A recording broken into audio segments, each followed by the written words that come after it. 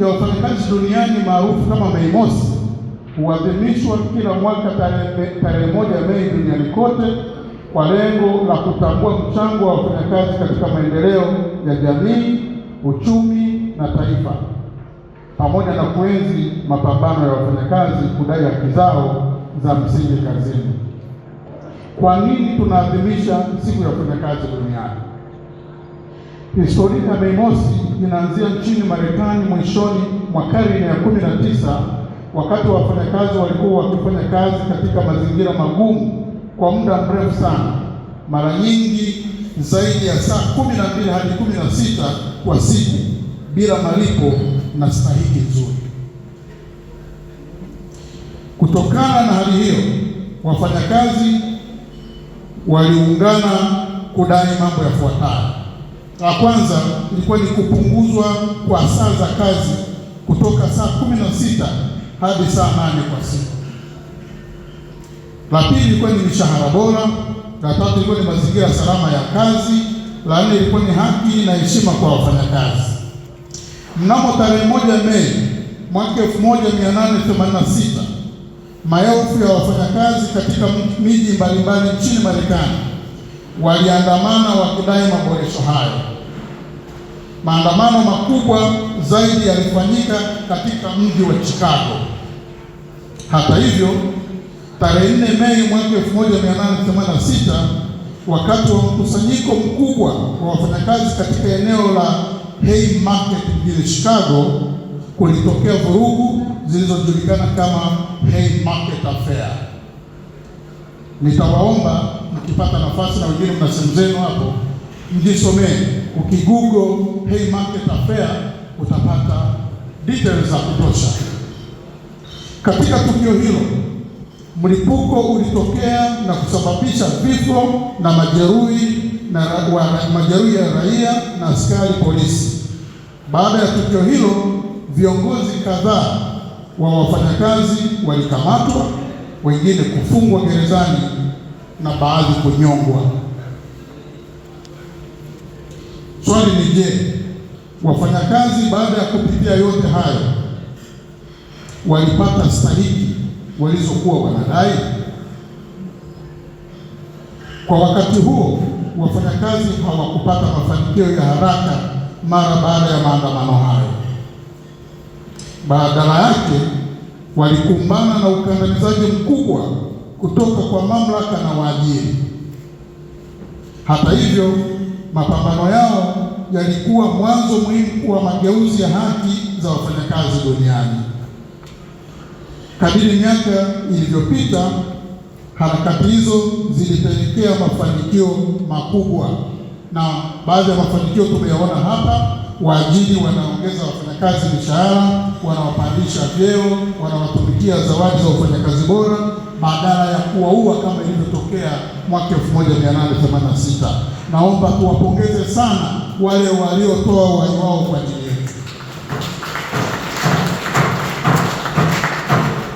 Moja ya mafanikio ambao waliyapata ni kutambuliwa kwa mfumo wa kazi wa masaa 8 kwa siku.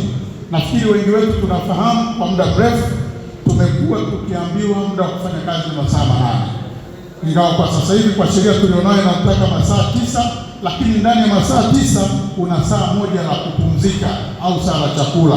Hayo yote ni mafanikio ambayo tunayapata baada ya wenzetu kuwa wameamua kuyapigania.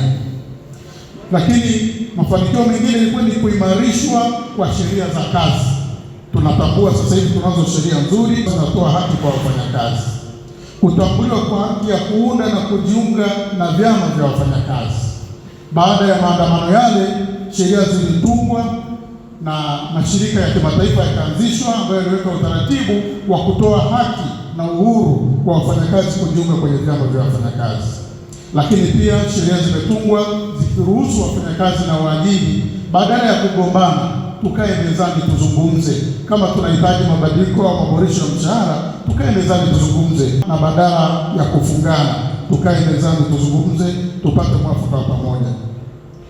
Lakini mwisho ni kuanzishwa kwa mifumo ya usalama na ustawi mahala pa kazi.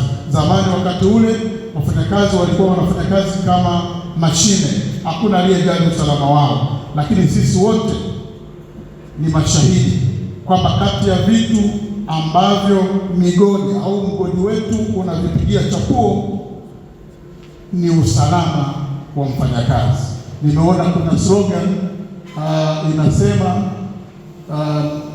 towards zero something, nimeiona, na lengo lake naamini ni kwamba tuhakikishe tunafanya kazi zetu bila kupata incident wala accident. Sasa ukiona mwajiri anakipatia kitu hicho kipaumbele, hayo ni mafanikio makubwa sana, kwa sababu wanatuhakikishia usalama wetu. Lakini swali sasa la msingi ni kwamba Mei Mosi ilianza lini? Baada ya wafanyakazi kupoteza maisha mwaka 1886, heka hazikuisha. Ilipofika mwaka 1889, vyama vya kiraia na vyama vya wafanyakazi wakati huo vilikutana mjini Paris na kutoa azimio kwamba kuanzia sasa tarehe 1 Mei ya kila mwaka itakuwa ni siku maalum ya kuwakumbuka au kukumbuka juhudi na heka za wafanyakazi mahala pa kazi duniani kote. Kwa hiyo mara ya kwanza maadhimisho haya yalifanyika nchini Marekani tarehe 1 Mei mwaka 1890, na kuanzia hapo mataifa yote zaidi, karibia mataifa yote duniani yakaichukua siku hiyo kuwa siku maalum ya maadhimisho ya siku ya wafanyakazi duniani.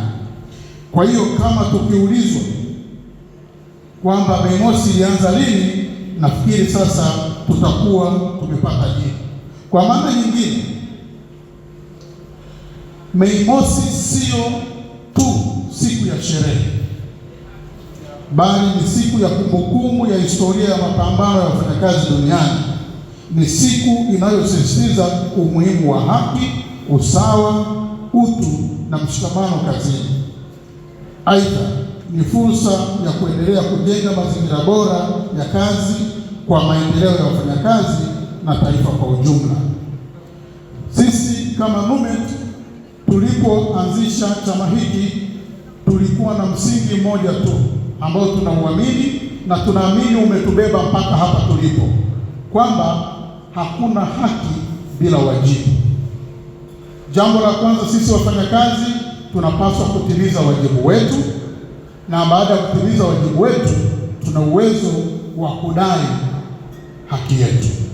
Ushahidi tunauona leo, baadhi ya wafanyakazi leo wanatunukiwa tuzo pamoja na zawadi kwa sababu wametimiza wajibu wao, na mwajiri ameona juhudi zao, sasa anawapa maua yao.